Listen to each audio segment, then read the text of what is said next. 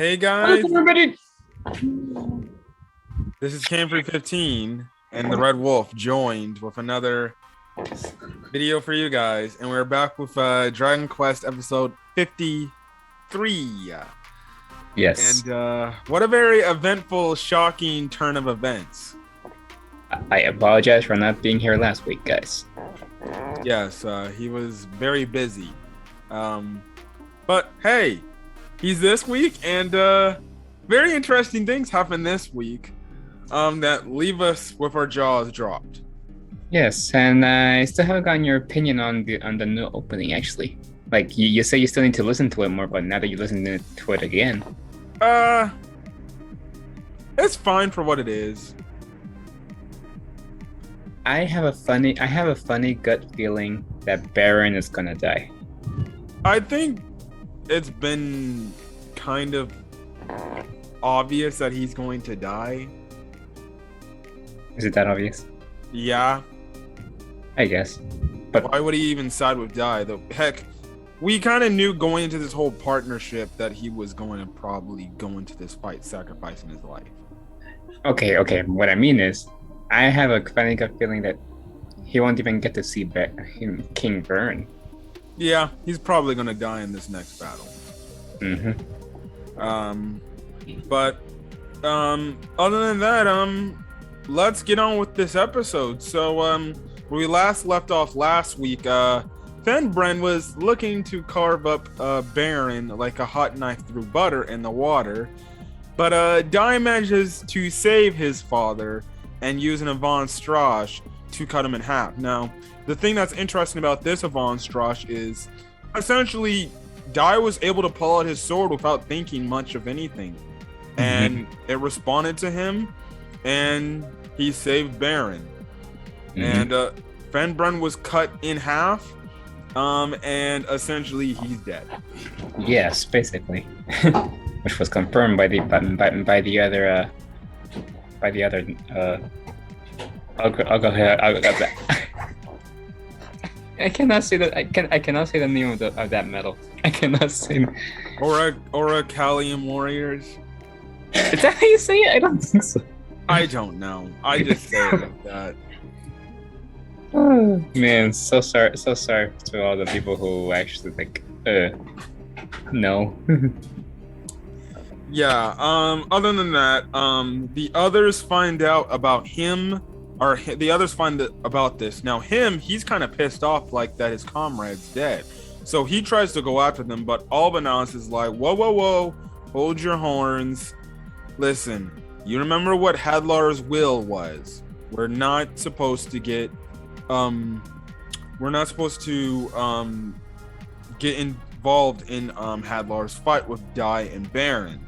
Now, our allies who started their fight with the Orichalcum or the Royal Guard, essentially kind of are just shocked and simple, like, wait, Hadlar's gonna fight Dai and Baran? Is he crazy?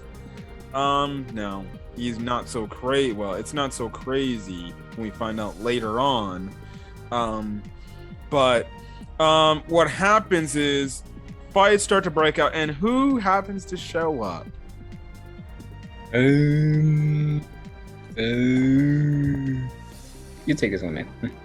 Good old Hunicle. He happens to show up to save Pup and Mom from a big explosion, and essentially he's like going to this fight barely freaking standing, and Mom sees this, and they're like, you can barely even freaking stand, my guy.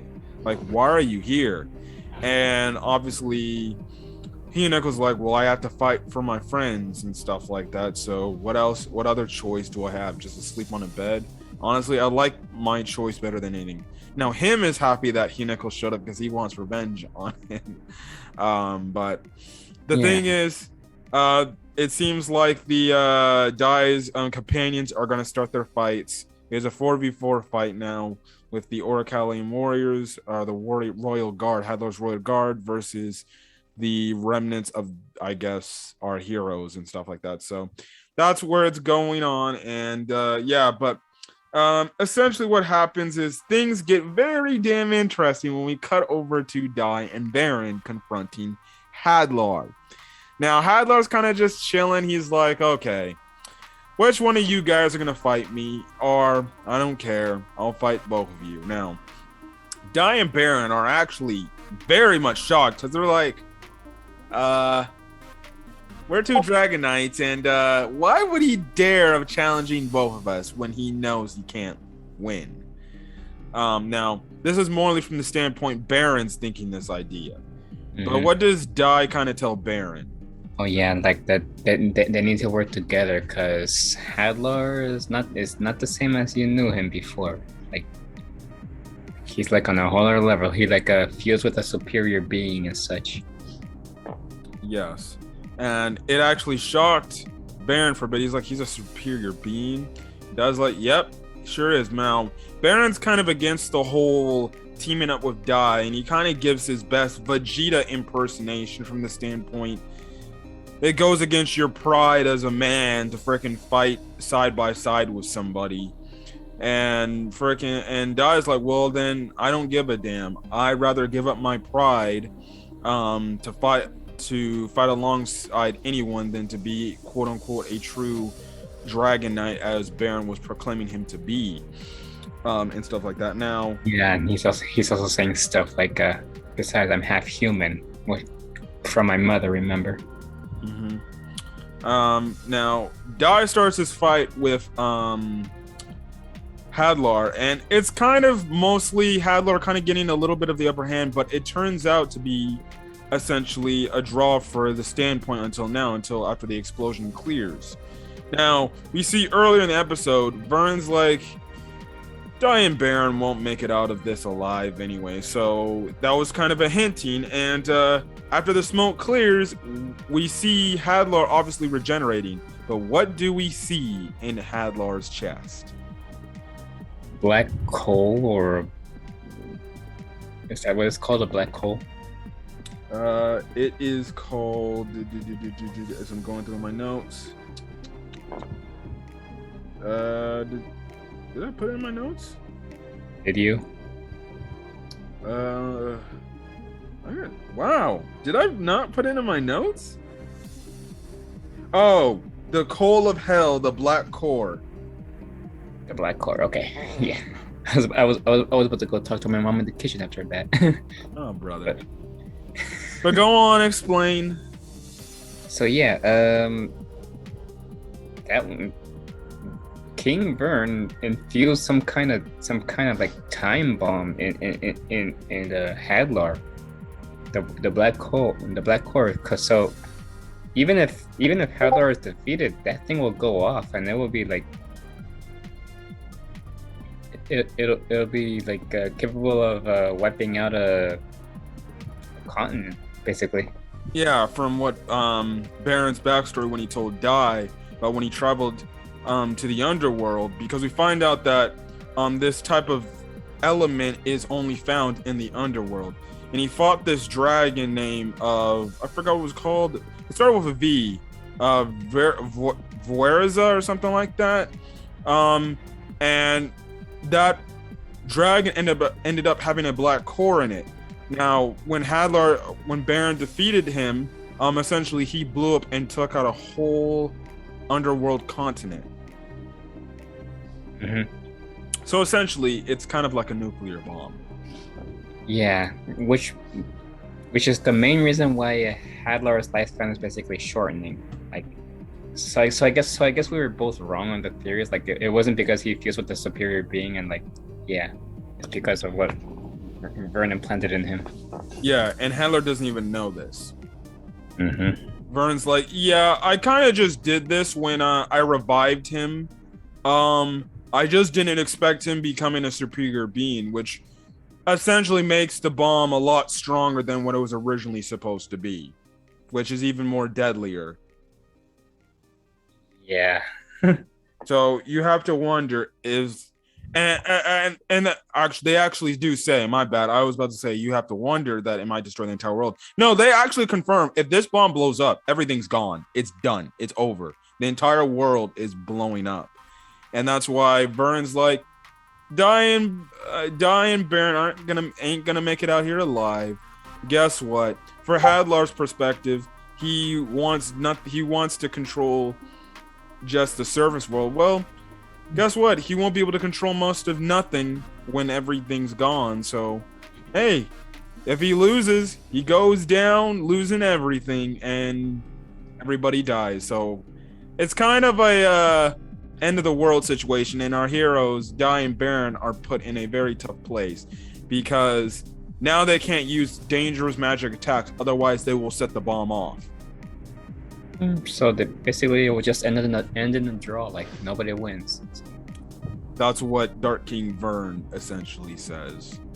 So yeah, and Mr. Vern, he's kind of on the sideline. He's like, he's admiring Hadlar's determination of trying to defeat Dai and Baran, and he's like, even if you go out in a blaze of glory. I'm like, yeah, go out in a blaze of glory, huh? Okay. How big is that blaze, I wonder? So clearly everybody's here at danger now. How they're gonna stop this bomb? Like we said at the start of the video, my guess is this. This is Baron's sacrifice. That's my only guess. This is Baron's sacrifice. Maybe he takes a blunt of the bomb blow to save everybody. Mm-hmm. That's my only guess. Maybe he absorbs that bomb explosion and it ends up killing him. That's the only thing I could see happening. Maybe. Because next week is titled Hadlar versus Baran, which, again, it's been highly hinted at that Baran's going to die. I think this is going to be a sacrificial moment. And if you watch the opening, you see that the dragon crest is back on Dai's forehead. So that's probably, the sacrifice is only going to help Dai, and that's going to, guess what? Leave it as one Dragon Knight now, or Dragon Knight as Dai, and that's probably how the Dragon Quest is going to go back to his forehead. Or what if once Baran dies, he gets his crest and he'll have one on his fist and one on his forehead? What if?